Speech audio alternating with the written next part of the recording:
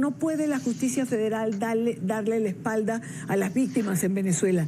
Y esa sería la pregunta. ¿Le dará la espalda? ¿Actuará la justicia argentina en relación a lo que se está planteando? Sí, Dania, bueno, muy pertinente tu pregunta. Como se informaba brevemente en lo que dijeron, en el 2010 una jueza argentina inició una investigación justamente por presuntos crímenes de lesa humanidad cometidos en España durante el franquismo, que entre otras cosas, eso logró que se ordenara la exhumación de un cuerpo y que la hija de una víctima recuperara los restos de su padre. Y además, en el 2021, aplicando justamente el principio de jurisdicción universal, que está muy bien establecido no solo en la legislación argentina, sino también cómo fue asumido a través de la ley que asume el Estatuto de Roma como parte de la ley nacional. En el 2021, como te decía, un juez federal argentino inició una investigación por presuntos genocidios cometidos contra una comunidad en Myanmar.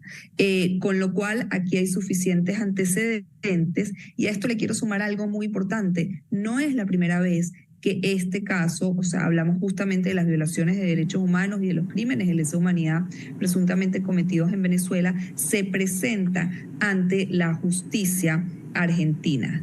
En enero de este año, el Foro Argentino por el Restablecimiento de la Democracia en Venezuela, del cual tanto Héctor y yo formamos parte, presentó una denuncia que cayó en un juzgado penal federal, en el juzgado 7, justamente en vista de la posible visita de Maduro a Argentina.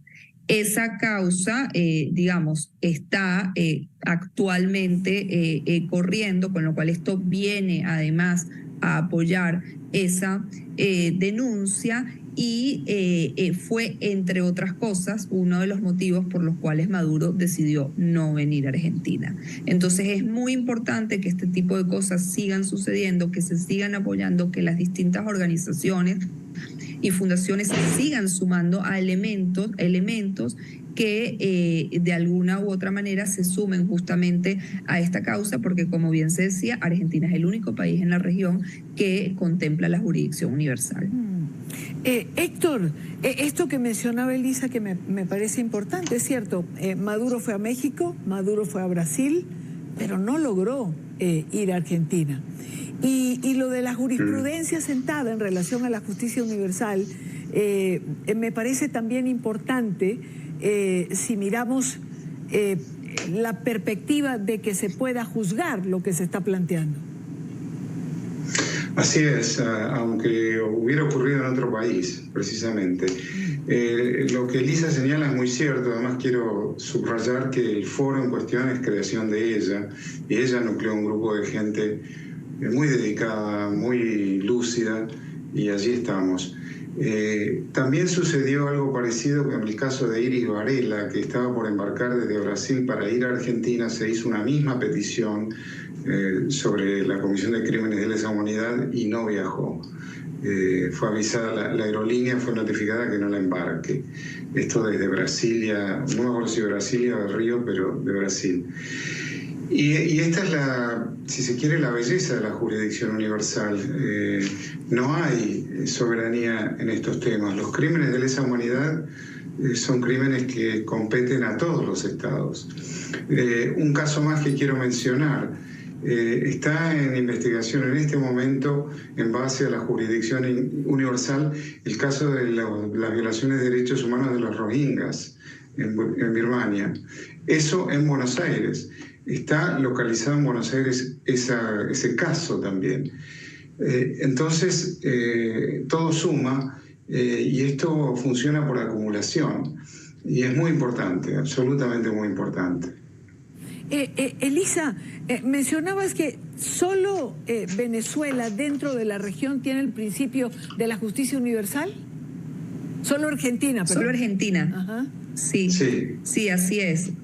Argentina lo incorpora, la jurisdicción universal.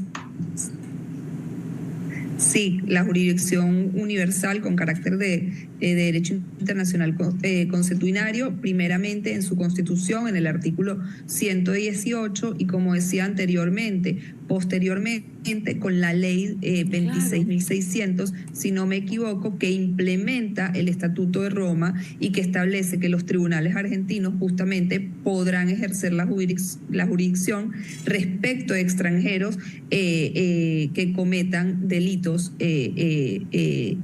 violatorios a los derechos humanos. Bueno, y además, por supuesto, la Constitución argentina establece en uno de sus artículos también la incorporación contra la Convención contra la Tortura y distintas leyes internacionales que permiten justamente que se aplique la jurisdicción universal. Claro, es que me llamó la atención que solo fuese Argentina. ¿Por qué no otros países, Héctor? Claro, es potestad de cada país hacerlo, pero caray, que solo Argentina la tenga en la región.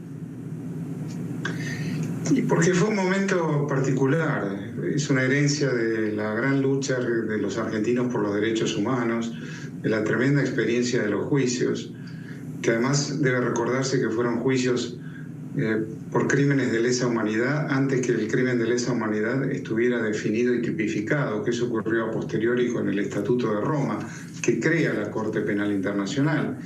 Y fue un momento de innovación constitucional también, porque ese proceso también cristalizó en la Constitución de 1994 que Elisa acaba de señalar, que incorpora tratados, pactos y diversos elementos, diversas dimensiones del derecho internacional en relación a derechos humanos y crímenes de lesa humanidad que son parte de la arquitectura constitucional argentina hoy. Los estados no quieren tener eso porque no quieren meterse con un vecino, no quieren meterse con otro estado por crímenes que no ocurrieron en su territorio. Pero con ese principio los derechos humanos podrían ser violados. Es un principio de soberanía estática antiguo que ya ha caducado, y lo de Argentina en ese sentido es promisorio y es alentador. Ahora, a ver, Elisa, ¿por qué la Fundación Clooney? Bueno, Amal Clooney, que es un abogado de un prestigio absoluto a nivel mundial, que ha ganado causas relativas a los derechos humanos muy importantes, es realmente un personaje dentro de, digamos, el mundo del derecho internacional. ¿Pero por qué? ¿Por qué este caso? Bueno, Irania, yo creo que ciertamente aquí hay un trabajo que se ha llevado adelante por organizaciones de derechos humanos venezolanas y a nivel internacional, por activistas políticos, por supuesto por todos los informes que tienen que ver con la Misión Independiente de Derechos de Venezuela y también la Alta Comisionada de Derechos Humanos, y por supuesto lo que tiene que ver con la investigación de crímenes de lesa humanidad en la Corte Penal Internacional. Y evidentemente lo que sucede en Venezuela es de conocimiento mundial, es de importancia mundial, y evidentemente una fundación tan importante como la Fundación Clooney, que tú bien has dicho, que además Amal Clooney es conocida por su compromiso, debe estar muy atenta justamente a lo que puede suceder y a cómo colaborar en este tipo de causas. Entendamos que lamentablemente Venezuela hoy es parangón de violaciones de derechos humanos a nivel internacional, y por eso creo que fundaciones tan importantes como es el hecho de la Fundación Clooney, la misma Amnistía Internacional hoy se refiere al respecto, sienten la obligación, por decirlo de alguna manera, como lo ha hecho también desde siempre Human Rights Watch y muchísimas otras organizaciones, de referirse y de abocarse al caso para defender a las víctimas y, entre otras cosas, para que las víctimas no se sientan solas, porque recordemos que muchas de ellas hoy en día siguen siendo perseguidas, claro, siguen siendo acalladas y no tienen los recursos suficientes para poder acceder a abogados privados. Por eso es tan importante el accionar de estas organizaciones. Claro. ¿Qué viene ahora, Elisa? O sea, ¿cuál es el proceso? ¿Qué esperamos a partir de aquí?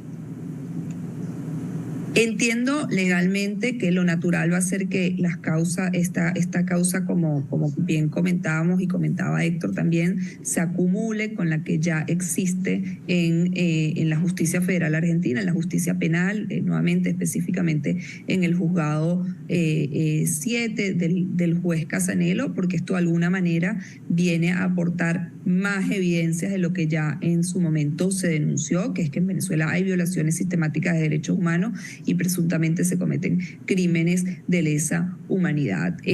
Por supuesto que la justicia, como en todas partes, no podemos prever cómo ni de qué manera va a actuar, pero sí tenemos de alguna manera, bueno, creo yo, y me atrevo a decir la satisfacción de que sabemos que de alguna manera Argentina ha cumplido con sus deberes internacionales desde el regreso de su democracia. Este año se cumplen 40 años del restablecimiento de la democracia en Argentina, y además debo decir que a pesar de gobiernos como el actual gobierno argentino, cuyo presidente se abraza con Nicolás Maduro, vemos cómo las instituciones, el valor de la democracia y del respeto a los derechos humanos sigue estando por encima de cualquier intención política, y justamente busca restablecer no solo esos valores, sino también defenderlos. Y por eso es tan importante que esto suceda en Argentina, es tan importante que Maduro, como decíamos, no haya venido a Argentina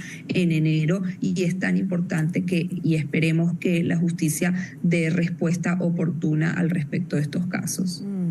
Héctor, y ya que Elisa lo mencionaba, bueno, al gobierno de Fernández evidentemente no le hará mucha gracia, pero rescatar y el mensaje de que la justicia está por encima de cualquier manipulación política, por lo menos para mí también es de absoluta importancia. Bueno, y además la justicia en Argentina, podemos decir, es independiente, a pesar de Alberto Fernández. Contra la voluntad de Alberto Fernández. Es una independencia lograda a pulmón, a lo largo del tiempo. Y lo bueno, lo positivo, es que ha sido consistente con el principio de jurisdicción universal, porque ya hay precedentes de casos que han sido adoptados, han sido tomados por un juzgado, y allí están, y eso genera jurisprudencia importante, y por eso soy muy optimista acerca de cómo continúe esta demanda, literalmente esta acusación que formula la Fundación Clooney en Argentina. Quiero agradecer a Elisa Trota por compartir con nosotros estos minutos, con Héctor Chamis y conmigo en NTN 24. Muchísimas gracias por estar aquí. Gracias a ustedes, buenas noches.